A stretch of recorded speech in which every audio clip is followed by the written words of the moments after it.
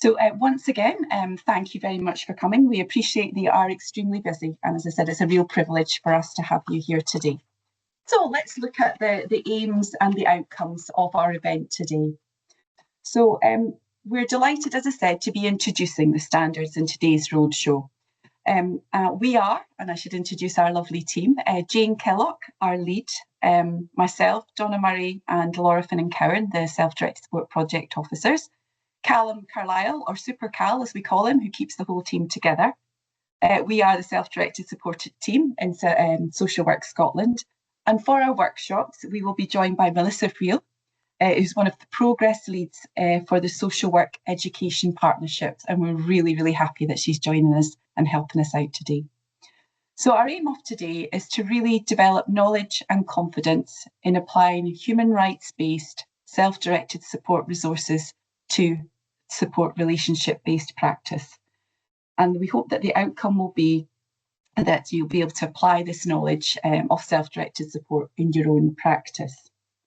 So what this isn't a manualised training session, and it doesn't give you instructions. What it is an invitation to use the self-directed support standards reflectively in your own practice. We're aiming for the material towards social work practitioners, and we've got such a range of practitioners today, which is fabulous for the discussions. But it's relevant for any profession who is using the self-directed support legislation in their current practice. So our work is very much influenced by human learning systems, an approach that says that the purpose of public service is to support human flourishing and to respond to each person's unique and interdependent life. So this fits really, really well with social work values and ethics. So with learning in mind, we want to encourage you to start wherever you are in your use of the SDS legislation. Be curious, remind yourself to be non-judgmental. You're already doing a lot, so aim to build on the good stuff. A human learning is based in experience, yours, your colleagues, and the people that you work with. So we hope that you will have a really enjoyable and productive morning. And I will hand over to Callum now, who's going to ask you a wee question. Thanks, Callum. Hi, everyone. Just a quick question. Before this event, were you aware of the SDS standards? And I'm just going to put a yes/no question into MS Teams, and you can click yes or no. It's completely anonymous. We're just looking for the numbers.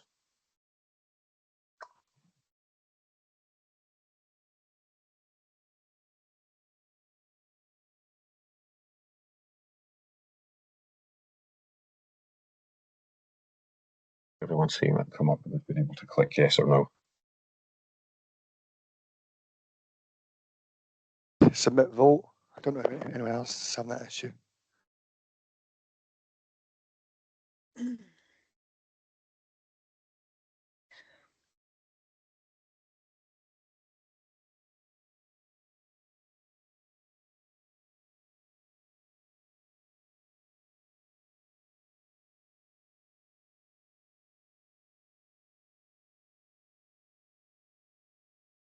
Looks like most people have submitted now.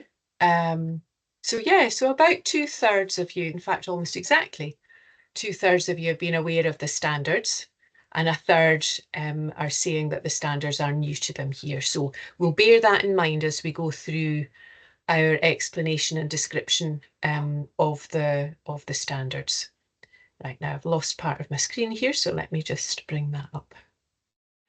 Okay, so we'll move on now to talk a little bit about the standards, and I'll begin by introducing you to this concept, which is a journey map, and we use that. You won't find it in the standards booklet itself, but we use it a lot in our implementation work. And the journey map is a way of thinking about access to social work and social care as a journey with broad stages in it. So people have crises with needs that they may require help with, and they get referred in some way to social work with the expectation or hope that they'll get some form of social care support, but they might not be at all familiar with what that could be. The journey that people are on leads somewhere, but it often meanders a bit, and the journey needs to be at the person's own pace and has to support the human right to self-determination. That's all built into the SDS legislation. So this is a journey that you accompany the person on, but you let them lead the way.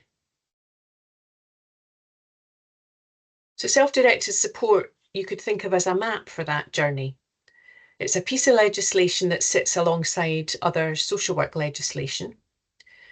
And at first glance, it looks fairly straightforward, but actually to practice and to implement, it can be quite complicated and complex.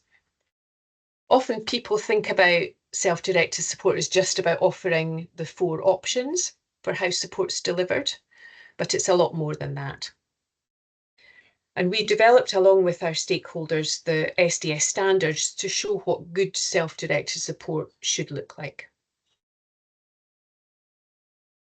The SDS framework of standards has been designed to align with the self-directed support statutory guidance, which the government draws together in response to the legislation itself. And the standards are designed to support system change, implementation, practice, and consistency of outcomes that are experienced by supported people. And that's both children and adults. And unpaid carers across Scotland, that's built into the Carers Act. The standards aim to support best practice and to underpin local improvement plans. The standards can be used in lots of different ways and for lots of different purposes.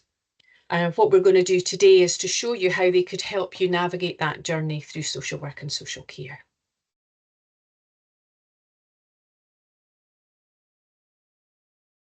I'll pass you back to Donna. Yeah. Oh, thank you, Jane. Thank you. Yeah, so I think just in recognition that self-directed support may be a little newer to some people, but also just a reminder within our self-directed support practitioner toolkit, and again we'll provide you with links to all of these resources, we've put some key messages about what self-directed support is.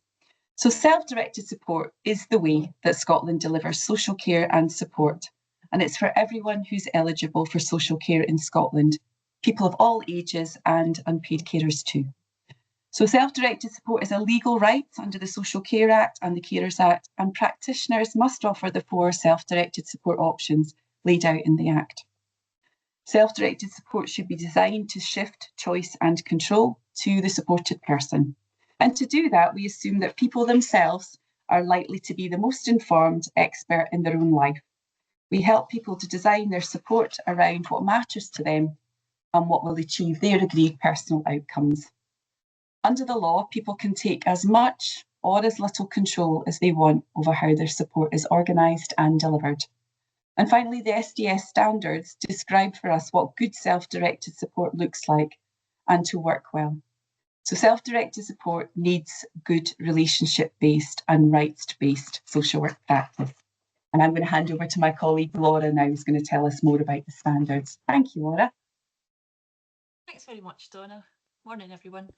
Yeah, so the self-directed support standards as they look at the moment, so the link that you've hopefully had the chance to open, these in their current format are really quite new. We revised them in 2024 from an earlier 2021 version, and we did that to make them easier to use. And so at that point, we produced the self-directed support framework of standards, and you can see a picture of that on the screen. And also for the first time, an easy read version, and that's there on the screen too. And these were approved by Scottish Government and by COSLA. So within the framework itself, this includes 12 foundational standards for self-directed support and the kind of accompanying practice statements and core components. And these all tell us what good self-directed support looks like. The work that we did to revise the standards, we certainly tried to make sure that they have greater relevance for today's challenging context, the context that you're working in all the time. And we believe that the standards are useful for as already said, so many people, so yourself, social work practitioners, leaders, but also people who provide independent support, community brokerage, advocacy, and really importantly, we think that they are useful for supported people and for carers themselves. So as well as the SDS standards and the Easy Read, we've also got some other new resources that are all available in the Self-Directed Support Library. And I'll just hand back to Donna just to give you a bit more information about those. Okay, so the one in the middle of the screen is the Practitioner Toolkit, and I know that there's some people on the call today that helped us to develop the toolkit. That was published in 2024, and it was designed to guide your practice, and in the online version to link to a wide range of relevant practice resources. So the focus of the toolkit sections were in response to the national study on people's experiences of self-directed support, in which they identified those tricky areas of practice which directly affected their experience and their relationships with social work. So things like early help, assessment, explaining the options, reviews, challenging decisions.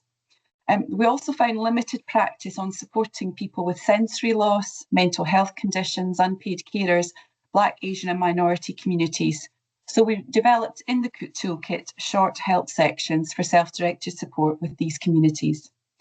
We've also mapped out the standards to the toolkit, so sections in the toolkit will directly link you to the relevant standard. Also in the library is a wealth of information, we've got a number of reflections on practice, so illustrations which describe the learning gained during specific pieces of SDS practice. So we describe what happened in the standards review. We've got one on flexible use of direct payments. We've got one on supporting people to live a good life, which was practice in Highland. One on overnight short breaks and also 5 community support services reviews as well. So really local practice in those particular resources. And again, we'll find all of them in the library. So I'll hand back to Laura now. Thank you.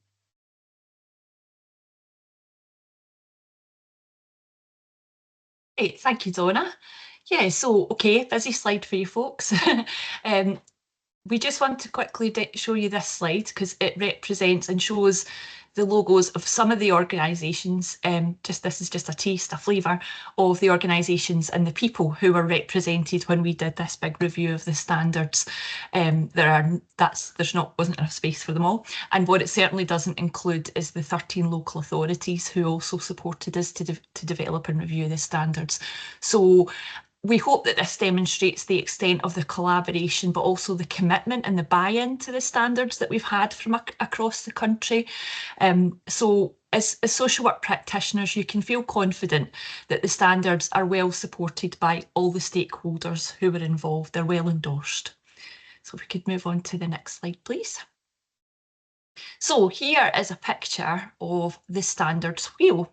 And this is just a bit of a sort of a representation that for people who are a bit more familiar with the standards might know that it's in there, but I'll give a wee bit of an explanation for people for which it is newer.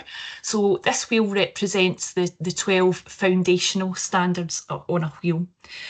We're describing them as the 12 foundational standards because there is a 13th standard in the making at the moment, and it's specifically about direct payments, and there'll be lots more opportunities to learn about that in the future when it's sort of launched. But for the moment, we're focusing here on the 12 initially.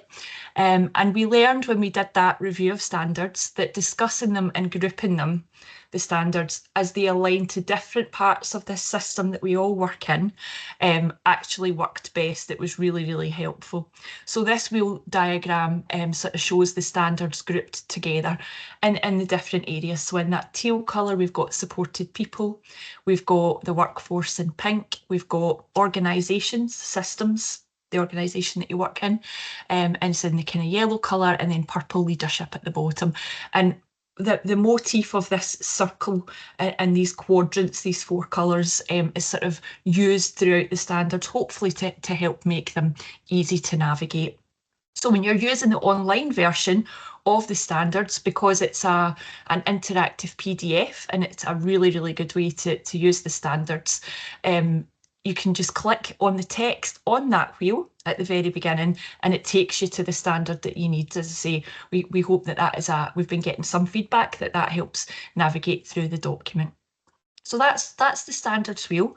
We'll go on now to the next slide, please, Jane, and we'll have a look at what a standard spread looks like. So here's an example of how the standards are laid out. So you can see here, strengthen asset-based planning and review, standard number 3. So let me talk you through what we're seeing here. So you'll see the title of the standard, that's at the top left hand of the page, and the number of the standard is in there. And where the number is placed in that circle corresponds to that wheel that we just looked at. So that all matches up. So we've got 2 heads at the top of the page, and the person in blue, that represents the supported person. And then we've got the worker in pink, and they're having a conversation, they're having an exchange, the beginning of a relationship. And the supported person is saying what they expect, and that they're reading that out, they're saying that out loud, and that's the standard descriptor. And then we've got the worker, who is the representation of the organisation, yourself, and they're replying to that supported person in conversation. They are replying with the practice statement. So this is what our organisation, our health and social care partnership, our local authority, this is what our intention is. So that's their response. Then below the standard descriptor in the practice statement, you'll see we've got broken down into core components and also practice guidance. So for each core component, so the core components are the essential ingredients, the different essential ingredients that make up the standard. And for each, we've got some how-tos. So the how-tos are the how to do it, the things to think about. These aren't full guidance, but they are the beginning of guidance, how you would approach implementation of this particular standard. So important things to consider. So later on, when we move into the workshop spaces, we're going to be, one of the groups, the group I'm leading, in fact, are going to be having a bit more of a detailed look at standard 3, focusing particularly on core component 3.2 and 3.3. So that's kind of what the layout of the standards looks like. Hopefully that's helpful for the folks who've not had so much of a chance to look at them yet, and hopefully makes a bit of sense for the people who have so far. So I'll hand over to Jane just to talk us through the next slide. Thank you, Jane. That's great, thanks for that, Laura. So you'll see the standards are pretty comprehensive, and as we've said already, they represent what good self-directed support looks like from a range of different perspectives. So we'll diverge a little bit from that just now to this next piece, because this is about good implementation, good delivery of self-directed support. And it's important that, as we learned in our work, to have both of those pieces working together. And the key message really in this piece here is that your relationship with the person right at the top of this diagram deserves to be supported by the system. So you'll see that the colours correspond to the standards wheel. So we're talking about these different parts of the system laid out in different colours. It's a little bit of a complicated diagram here, but we've used this to quite good effect when we've gone out and done face-to-face roadshows in local areas, and we've had practitioners sit around with us thinking about the different parts of the system and their role in it. So we're showing here the implementation drivers at play for self-directed support. So the drivers are the things that are written in there. So you'll see supported person and carer's choice over their support. That's one of the drivers. Enhanced worker skills, practice and autonomy. That's another driver. That's the workforce driver. Better systems and cultures. That represents all the drivers that originate from the organisational part of the system. And better leadership, which is the bit that sits at the bottom that really should be holding and propping up the whole of the system, and that's around the leadership. So you'll see this in the standards booklet. It's on page 8 and 9, and I'm just going to take you through how we explain the drivers when we talk about the drivers. So I'll read out a bit from the book itself. So if you think about, if you're working your way from the teal colour, the blue colour at the top. So the story goes, success looks like the supported person in the blue, or the carer, living their life the way that they want to, in line with their human right to independent living, and that's embedded in self-directed support. The person might have others who help them to articulate their views, so that might be independent support or advocacy.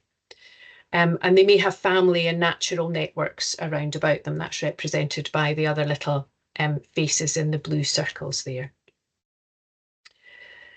So in the course of the practice, the person has purposeful and meaningful conversations with a social work practitioner to explore and develop their ideas about their support, about their lives, and to reach a position about what arrangements and support is right for them to be able to live their life in the way that they want to, which is the ultimate goal and outcome of self-directed support. And you'll see that right at the top in the blue.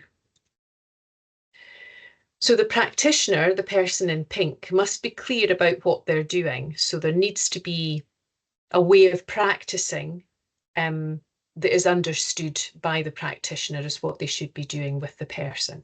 And that involves having enough time with the person to understand their unique experience, their views, and their needs, and to work together with that person to develop a good support plan. And in order to do that, they, as practitioners, need to be well trained and skilled in practicing self-directed support in line with other relevant areas of social work. They also need to have good professional support. So that might be their line management, it might be peer support, and opportunities to have continuous professional development. And they also should be able to self-reflect and get feedback on how well they're practicing. So that's all the stuff in pink there talks about all of that side of things. So in order to develop and to realise the person's support plan in practice, the social work practitioner must have a degree of professional autonomy to interact with the complex systems of social work and social care. And for the practitioner to be able to do that, the systems and cultures within your organisation, local authorities and HSCPs need to be designed to make it easy for you to do your job effectively and efficiently, and for supported people to have their rights and needs met. So systems and processes here include all of your local processes around access to budgets, flexibility of spend, that's all in Standard 12. Recording practices, that's in Standard 4. The digital infrastructure that sits around the work that you do, and all the commissioning and procurement procedures that are in place within your organisation to ensure that social care is in whatever form that the person wants is available for them. And often engaging with these systems includes negotiating with other professionals, that might be in health, finance, legal, commissioning and procurement. And finally, at the bottom of the diagram, it's the role of leaders within your organisation to ensure that local systems and culture support the social work workforce. That is the job of leaders. They need to understand the wider political and economic environment, but to respond to that in a way that creates an enabling context for the implementation of self-directed support. That also includes acknowledging and building capacity for supported people themselves and carers to be leaders in the improvement and implementation journey.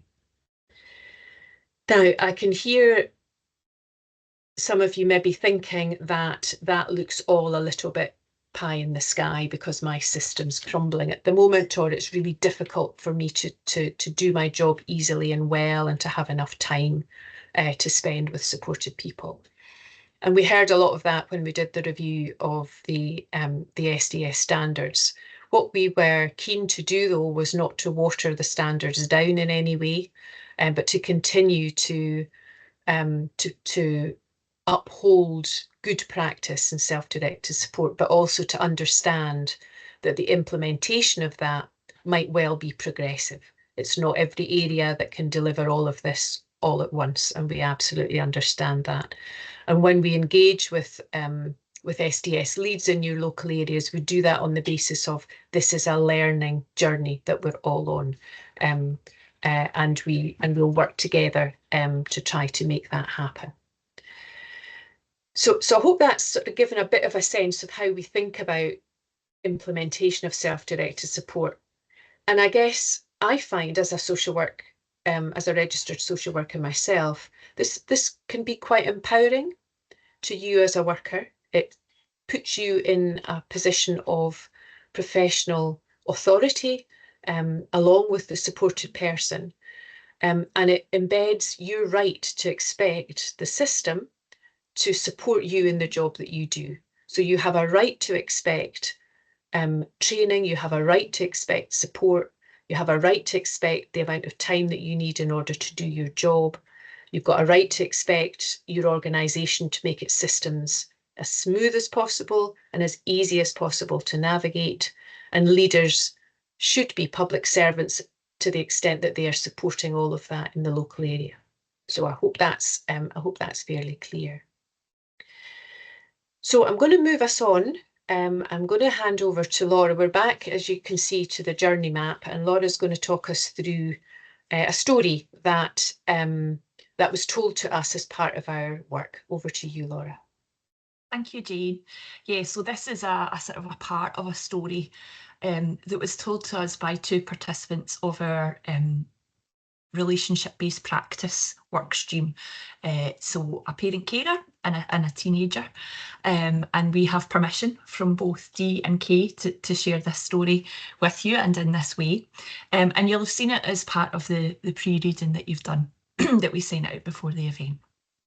So you'll see we've sort of aligned part of the part of the story to part of their experience to the journey map there, and yeah, various different ups and downs, I suppose, just like in the journey map. Initially they told us about, you know, getting off to that not a great start with the first set of workers who came out to meet them, you know, not building a connection and not kind of having maybe the sense and understanding of who they were, and also a bit for both of them feeling a bit like a number. So knowing that the workers were under lots and lots of pressure and needed to kind of make their way through.